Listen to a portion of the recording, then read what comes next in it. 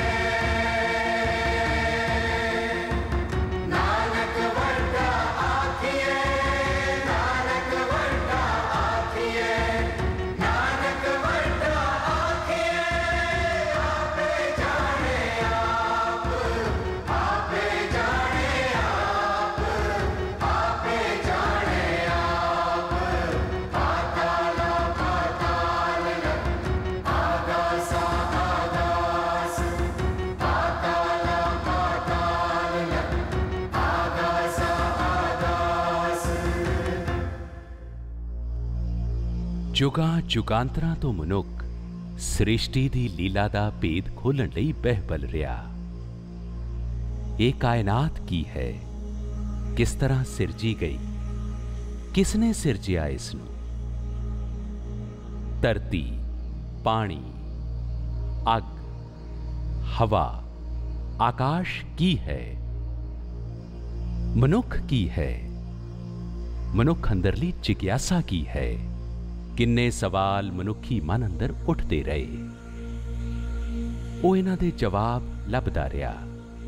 जिज्ञासा दे इन्हां पलां चों मनुखता नूं ऋग्वेद, बाइबल, धम्मपद, जैन ग्रंथां ते पाक कुरान शरीफ जिहियां महान रचनावां हासिल होईयां।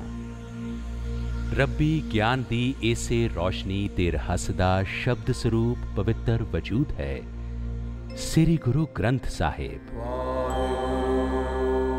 1430 पन्नियां ते उजागर रागमई अलौकिक बाणी, रब्बी चानण दी इलाही मौजूदगी।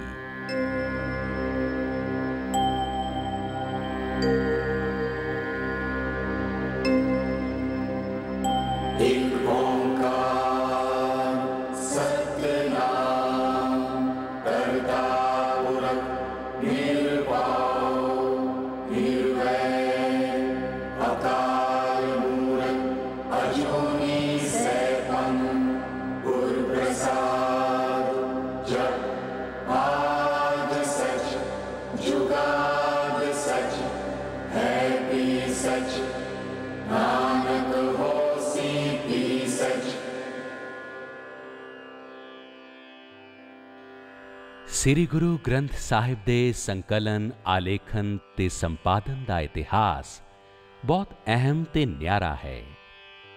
ਇਸ ਪਵਿੱਤਰ ਗ੍ਰੰਥ ਵਿੱਚ 12ਵੀਂ ਸਦੀ ਤੋਂ ਲੈ ਕੇ 17ਵੀਂ ਸਦੀ ਤੱਕ ਦੇ ਭਾਰਤ ਦੇ ਵੱਖ-ਵੱਖ ਖੇਤਰਾਂ ਵਿੱਚ ਰਚੀ ਗਈ ਰੱਬੀ ਬਾਣੀ ਸਾਂਝੇ ਰੂਪ ਵਿੱਚ ਸੁਭਾਇਮਾਨ ਹੈ।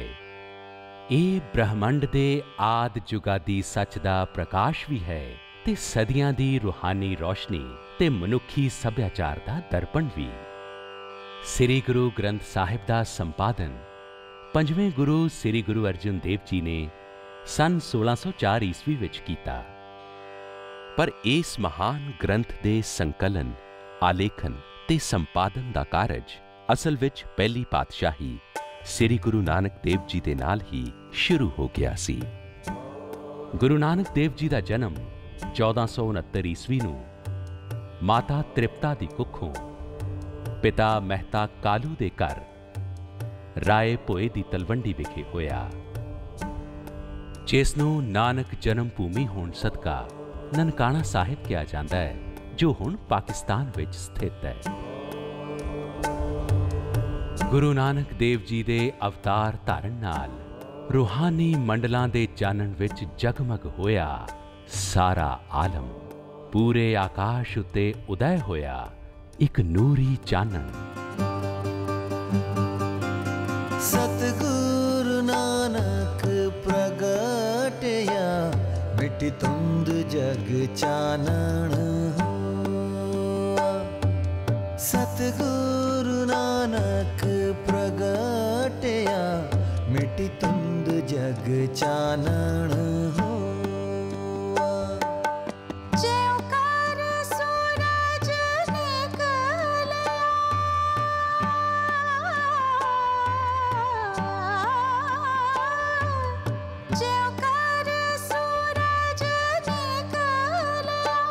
तारे छपे अंधेर पलोआ, तारे छपे अंधेर पलोआ। सतगुरु नानक प्रगटया, मिटी धुंध जग चानण होआ।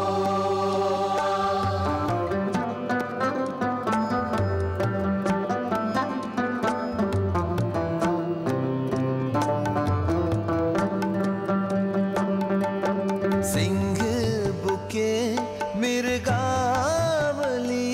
बनी जाए न तीर तरोवा। जिथे बाबा पैर तरे, पूजा आसन थापण सोवा। सतगुरु नानक प्रगटया, मिटी धुंध जग चानण होआ।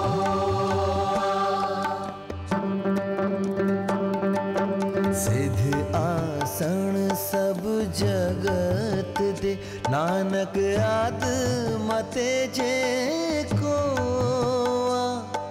सिद्ध आसन सब जगत दे, नानक आद मते जे कोआ। कर कर अंदर तरम सा, कर कर अंदर तारा मसाल, होवे कीर्तन सदा विसोआ। होवे कीर्तन सदा विसोआ। सतगुरु नानक प्रगटया, मिटी धुंध जग चानण होआ।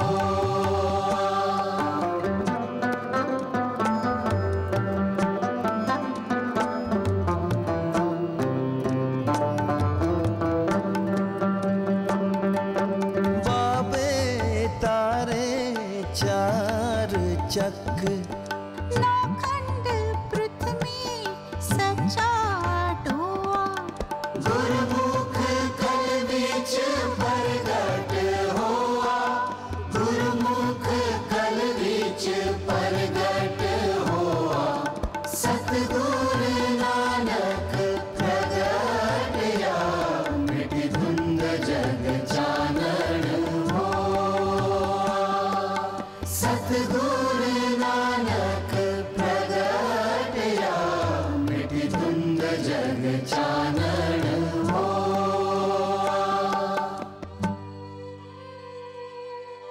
ਬਚਪਨ ਤੋਂ ਹੀ ਨਾਨਕ ਰੂਹਾਨੀ ਚਾਨਣ ਨਾਲ ਭਰੇ ਹੋਏ ਸਨ। ਪੜ੍ਹਨ ਗਏ ਤਾਂ ਪਾਂਧੇ ਨੂੰ ਪੜ੍ਹਾ ਆਏ। ਉਹਦੇ ਮਨ ਦੀ ਫੱਟੀ ਤੇ ਓਂਕਾਰ ਦੇ ਅੱਖਰ ਲਿਖਾਏ। ਫੇਰ ਨਾਨਕ ਆਪਣੀ ਭੈਣ ਨਾਨਕੀ ਕੋਲ ਸੁਲਤਾਨਪੁਰ ਲੋਧੀ ਆ ਗਏ। ਇੱਕ ਦਿਨ ਨਗਰ ਦੇ ਕੋਲੋਂ ਦੀ ਲੰਘਦੀ ਵਈ ਨਦੀ ਵਿੱਚੋਂ ਇਸ਼ਨਾਨ ਕਰਕੇ ਬਾਹਰ ਆਏ ਤਾਂ ਉਹਨਾਂ ਨੇ ਇਹ ਪਾਵਨ ਵਾਕ ਉਚਾਰਿਆ, ਨਾ ਕੋ ਹਿੰਦੂ ਨਾ ਕੋ ਮੁਸਲਮਾਨ। ਤੇ ਇੱਥੋਂ ਹੀ ਆਰੰਭ ਹੋਈ ਉਹਨਾਂ ਦੀ ਪਹਿਲੀ ਉਦਾਸੀ, ਯਾਨੀ ਲੁਕਾਈ ਦੇ ਭਲੇ ਲਈ ਕੀਤੀ ਗਈ ਪਹਿਲੀ ਯਾਤਰਾ।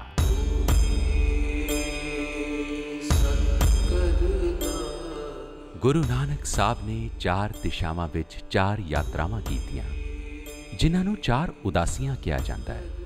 ਇਨ੍ਹਾਂ ਉਦਾਸੀਆਂ ਦੌਰਾਨ ਬਾਬਾ ਨਾਨਕ ਨੇ ਹਰਿਦੁਆਰ, ਅਯੋਧਿਆ, ਪ੍ਰਯਾਗ, ਵਾਰਾਣਸੀ, ਗਿਆ, ਹਾਜੀਪੁਰ, ਪਟਨਾ, ਢਾਕਾ, ਜਗन्नाथपुरी, श्रीलंका, पुष्कर, मथुरा, वृंदावन, कुरुक्षेत्र, अचलवटाला, गोरखमता यानी नानकमता, सुमेर पर्वत ते पश्चिम विच मुल्तान, बगदाद ते मक्का मदीना तक सफ़र किया। कहते ने भारत दे लई हिंदुस्तान शब्द का इस्तेमाल पहली बार श्री गुरु नानक देव जी ने ही अपनी बाणी विच कीता। खुरासान खसमाना किया, हिंदुस्तान डराया। गुरु नानक देव जी का संपूर्ण हिंदुस्तान का यह संकल्प उन्हां द्वारा इकत्तर की गई भगत बाणी ते उन्हां दियां महान यात्रावां दे नाल संपूर्ण हुंदा है। लगभग 50 सालां दी उम्र विच गुरु नानक देव जी अपनियां उदासियां तो वापस परत आए। वापस परतण ते रावी दरिया के कंढे करतारपुर नाम का नगर वसाया, अपने हत्थां नाल खेतीबाड़ी की। इसे नगर विच 1539 विच ज्योति जोत समाउण तो कुछ दिन पहला अपने प्यारे भगत अते बाणीकार भाई लहणा जी नूं गुरगद्दी बख्श दित्ती। भाई लहणा गुरु अंगद देव अखवाए, नानक जोत दी दूसरी पातशाही। गुरु नानक देव जी ने वो पावन पोथी गुरु अंगद जी नूं सौंप के उन्हां अगे सीस निभाया। इस पोथी विच गुरु नानक देव जी दी अपनी ते उन्हां द्वारा इकत्तर कीती भगतां ते सूफियां दी बाणी शामिल सी। इसे पावन पोथी विच अगे चल के गुरु अंगद देव, गुरु अमरदास, गुरु रामदास जी की बाणी का प्रवाह शामिल होया। इस तरह गुरबाणी दी ये रोशन जोत 5वीं पातशाही गुरु अर्जुन देव जी तक पहुंची। श्री गुरु अर्जुन देव जी ने इस इलाही बाणी दे शुद्ध स्वरूप नूं सुरक्षित रखण ते संभालण दी विधि विਉਂਤ कीती। गुरबाणी ते भगत बाणी दे सारे उतारे इकट्ठे किए गए। श्री अमृतसर साहिब दे बार-बार संघने ते रमणीक जंगल विच शामियाना ते तंबू ला के एक शांत ते सुहावने स्थान ते गुरु अर्जुन देव जी ने भाई गुरदास जी नूं नाल लैके 1601 ईस्वी विच बाणी दे संकलन, संपादन ते लेखन दा शुभ कारज आरंभ कीता। इस संकलन विच 5 गुरु साहिबान, 15 भगतां ते सूफियां, 11 भट्टां ते गुरु घर नाल संबंधित 4 होर संतां दी बाणी दर्ज कीती गई। ये सारा कारज 3 सालां विच पूरा होया। इस संकलन नूं नाम दिता गया पोथी साहिब। ਤੇ ਫਿਰ ਭਾਈ ਬੰਨੋ ਨੂੰ ਲਾਹੌਰ ਭੇਜਿਆ ਗਿਆ ਇਸ ਪਾਵਨ ਗ੍ਰੰਥ ਦੀ ਜਿਲਦਬੰਦੀ ਕਰਾਉਣ ਲਈ। ਇਹ ਮਹਾਨ ਗ੍ਰੰਥ ਕਈ ਪੱਖਾਂ ਤੋਂ ਨਿਆਰਾ ਤੇ ਮਹੱਤਵਪੂਰਨ ਹੈ। ਸ੍ਰੀ ਗੁਰੂ ਗ੍ਰੰਥ ਸਾਹਿਬ ਵਿੱਚ 31 ਰਾਗਾਂ 'ਚ ਰਚੀ ਬਾਣੀ ਵੱਖ-ਵੱਖ ਰਾਗਾਂ ਤਹਿਤ ਸੁਭਾਇਮਾਨ ਹੈ। ਗੁਰੂ ਸਾਹਿਬਾਨ ਨੇ ਸੰਗੀਤ ਨੂੰ ਅਧਿਆਤਮ ਦੀ ਰੂਹ ਆਖਿਆ। ਇਸੇ ਲਈ ਸ੍ਰੀ ਗੁਰੂ ਨਾਨਕ ਦੇਵ ਜੀ ਦੀਆਂ ਉਦਾਸੀਆਂ ਦੌਰਾਨ ਸੰਗੀਤਕਾਰ ਮਰਦਾਨਾ ਰਬਾਬੀ ਹਮੇਸ਼ਾ ਬਾਬਾ ਨਾਨਕ ਦੇ ਨਾਲ ਰਹੇ। ਗੁਰੂ ਅਰਜਨ ਦੇਵ ਜੀ ਬਾਣੀਕਾਰ ਹੋਣ ਦੇ ਨਾਲ-ਨਾਲ ਬੇਮਿਸਾਲ ਰੂਹਾਨੀ ਗਾਇਕ ਤੇ ਸੰਗੀਤਕਾਰ ਸਨ। ਇਸ ਨਿਆਰੇ ਧਾਰਮਿਕ ਗ੍ਰੰਥ ਦੀ ਇੱਕ ਹੋਰ ਵਿਸ਼ੇਸ਼ਤਾ ਇਹ ਹੈ ਕਿ ਇਹ ਦੁਨੀਆ ਦਾ ਇੱਕੋ ਇੱਕ ਧਰਮ ਗ੍ਰੰਥ ਹੈ ਜਿਸ ਵਿੱਚ ਹੋਰ ਧਰਮਾਂ ਦੇ ਪੈਰੋਕਾਰਾਂ ਦੀ ਰਚੀ ਹੋਈ ਬਾਣੀ ਨੂੰ ਵੀ ਸ਼ਾਮਿਲ ਕੀਤਾ ਗਿਆ ਹੈ। ਇਹ ਪੈਰੋਕਾਰ ਵੱਖ-ਵੱਖ ਧਿਆਨ ਮਾਰਗਾਂ ਤੇ ਚੱਲਦਿਆਂ ਉਚੇਰੀ ਰੂਹਾਨੀ ਅਵਸਥਾ ਤੱਕ ਪਹੁੰਚੇ। ਇਸ ਵਿੱਚ ਉੱਤਰ ਪ੍ਰਦੇਸ਼ ਦੇ ਕਬੀਰ, ਰਾਮਾਨੰਦ, ਸੂਰਦਾਸ, ਰਵਿਦਾਸ ਤੇ ਭੀਖੰਡ, ਮਹਾਰਾਸ਼ਟਰ ਦੇ ਨਾਮਦੇਵ, ਤ੍ਰੈਲੋਚਨ ਤੇ ਪਰਮਾਨੰਦ, ਰਾਜਸਥਾਨ ਦੇ ਧੰਨਾ ਤੇ ਪੀਪਾ, ਮੁਲਤਾਨ ਦੇ ਸ਼ੇਖ ਫਰੀਦ, ਬੰਗਾਲ ਦੇ ਜੈਦੇਵ, ਮੱਧ ਪ੍ਰਦੇਸ਼ ਦੇ ਭਗਤ ਸੈਣ ਤੇ ਬੇਣੀ ਤੇ ਸਿੰਧ ਦੇ ਸਦਨਾ ਸ਼ਾਮਿਲ ਨੇ। ਸ੍ਰੀ ਗੁਰੂ ਗ੍ਰੰਥ ਸਾਹਿਬ ਜਾਤ-ਪਾਤ, ਰੰਗ, ਨਸਲ ਤੇ ਸਭ ਵਖਰੇਵਿਆਂ ਤੋਂ ਉੱਪਰ ਉੱਠ ਕੇ ਇਨਸਾਨ ਨੂੰ ਸ਼ੁਭ ਅਮਲਾਂ ਤੇ ਟੇਕ ਰੱਖਣ ਲਈ ਪ੍ਰੇਰਦਾ ਹੈ। ਇਸ ਮਹਾਨ ਬਾਣੀ ਦਾ ਸੰਪਾਦਨ ਕਾਰਜ ਪੂਰਾ ਹੋਣ ਤੋਂ ਬਾਅਦ ਅਗਸਤ 1604 ਨੂੰ ਆਇਆ ਉਹ ਵਡਭਾਗਾ ਦਿਨ ਜਦੋਂ ਇਸ ਨਿਆਰੇ ਮਹਾਨ ਪਾਵਨ ਗ੍ਰੰਥ ਦੀ ਸਥਾਪਨਾ ਸ੍ਰੀ ਦਰਬਾਰ ਸਾਹਿਬ ਅੰਮ੍ਰਿਤਸਰ ਵਿੱਚ ਕੀਤੀ ਗਈ। ਇਹ ਪਵਿੱਤਰ ਗ੍ਰੰਥ ਸ਼ਬਦ, ਰਾਗ, ਰੂਹਾਨੀਅਤ ਤੇ ਮਨੁੱਖਤਾ ਦੀ ਆਤਮਾ ਬਣ ਕੇ ਪ੍ਰਕਾਸ਼ਮਾਨ ਹੋ ਗਿਆ। ਗੁਰਸਿੱਖ ਭਾਈਚਾਰੇ ਦੀ ਸਭ ਤੋਂ ਆਦਰਯੋਗ ਸ਼ਖਸੀਅਤ ਬਾਬਾ ਬੁੱਢਾ ਜੀ ਇਸ ਪਾਵਨ ਗ੍ਰੰਥ ਦੇ ਪਹਿਲੇ ਗ੍ਰੰਥੀ ਬਣੇ। ਇਸ ਤਰ੍ਹਾਂ 16 ਅਗਸਤ 1604 ਈਸਵੀ ਨੂੰ ਪੋਥੀ ਸਾਹਿਬ ਗ੍ਰੰਥ ਸਾਹਿਬ ਦਾ ਪ੍ਰਥਮ ਪ੍ਰਕਾਸ਼ ਸ੍ਰੀ ਦਰਬਾਰ ਸਾਹਿਬ ਅੰਮ੍ਰਿਤਸਰ ਵਿਖੇ ਹੋਇਆ।